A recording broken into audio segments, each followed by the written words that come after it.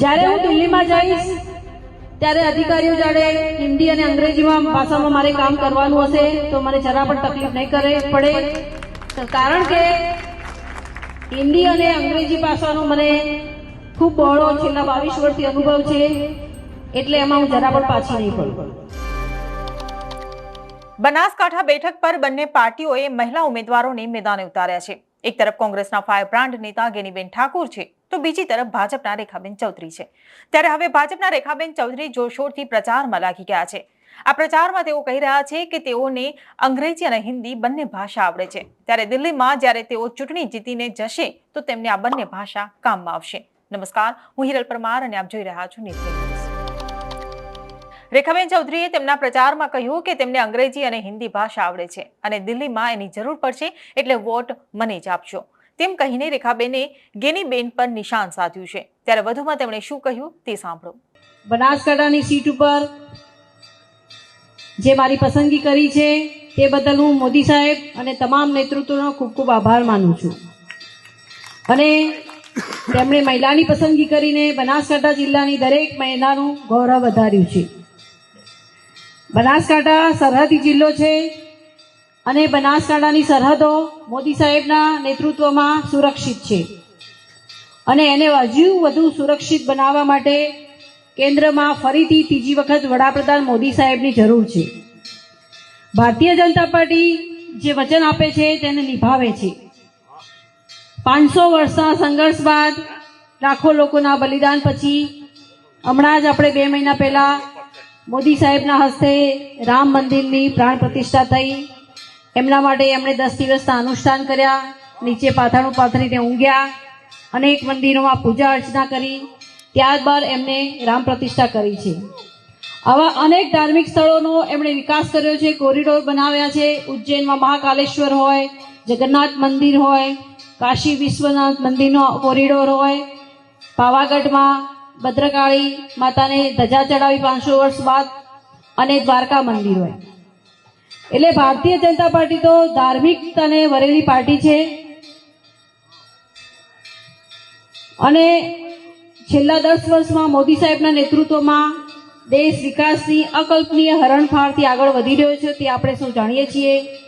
અનેક યોજના હોય, ઉજ્જવલા યોજના અંતર્ગત બહેનોને ધુમાડા મુક્ત રસોડું મળ્યું છે, શૌચાલય નિર્માણથી બહેનોની સુરક્ષિતતા વધી છે અને સૌથી મોટી યોજના હોય તો પ્રધાનમંત્રી આયુષ્યમાન યોજના. આયુષ્યમાન કાર્ડની મદદથી અહીં બેઠેલો મને લાગે છે કે 70% લોકોનો પરિવાર અથવા સંબંધીઓ એનો ઉપયોગ કર્યો હશે.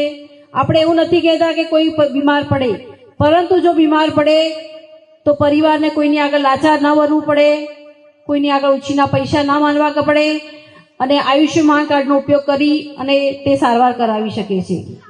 આવી તો અનેક યોજનાઓ છે મોદી સાહેબના નેતૃત્વમાં અને તેની ગણતરી કરવા જઈએ તો આખો દિવસ પણ ટૂંકો પડે.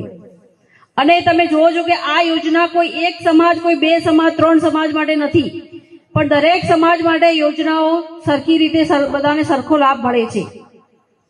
આપણે 36 કોમને સાથે લઈને ચાલવાનું છે અને એમનો વિકાસ કરવાનો છે. મોદી સાહેબના નેતૃત્વમાં તો 4 જ કોમ છે: ખેડૂત, ગરીબ, યુવા અને મહિલા. આ 4 જ સમાજ છે અને આ 4 જ સમાજને સાથે લઈને વિકાસ કરવાનો છે. અને એમનો જે મંત્ર છે સૌનો સાથ, સૌનો વિકાસ, એ મંત્રને લઈને મારે આગળ વધવાનું છે. 36 કોમના સમાજના વિકાસની મારે ચિંતા કરવાની છે.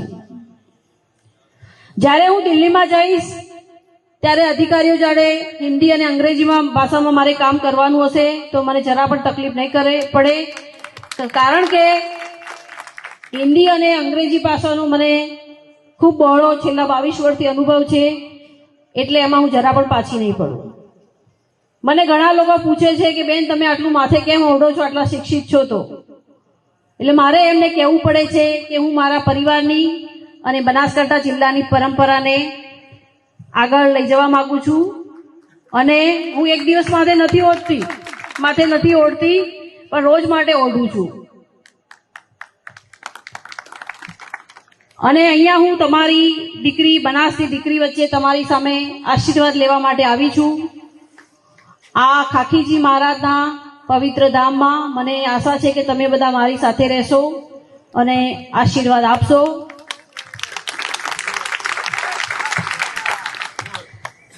અને હું તમને અહીંયા મંદિરના પ્રાંગણમાં ખાતરી આપું છું કે તમારા વ્યક્તિગત સામાજિક જે પણ પ્રશ્નો હશે તેના માટે તમારી દીકરી તરીકે, બનાસની દીકરી તરીકે હું તમારી જોડે ખડે પગે ઊભી રહીશ.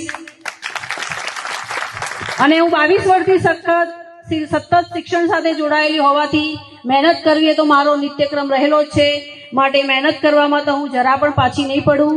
તમારા સુખ દુઃખ દરેક પ્રસંગમાં તમારી દીકરી તરીકે તમારી જોડે હું ઊભી રહીશ, તમારી વચ્ચે જ રહીશ, સતત જિલ્લાનો પ્રવાસ કરીશ અને જીત્યા બાદ પ્રજાના પ્રશ્નો માટે, કાર્યકર્તાના પ્રશ્નો માટે કાર્યાલયનો આરંભ કરીશું અને એમાં ટેકનોલોજીનો પણ ક્યાંક ઉપયોગ કરીશું કે જેથી વાવનો, છેવાડાનો, માનવીનો પ્રશ્ન પણ મારા સુધી પહોંચી શકે અને એનું નિરાકરણ લાવવાનો હું જરૂરથી પ્રયત્ન કરીશ.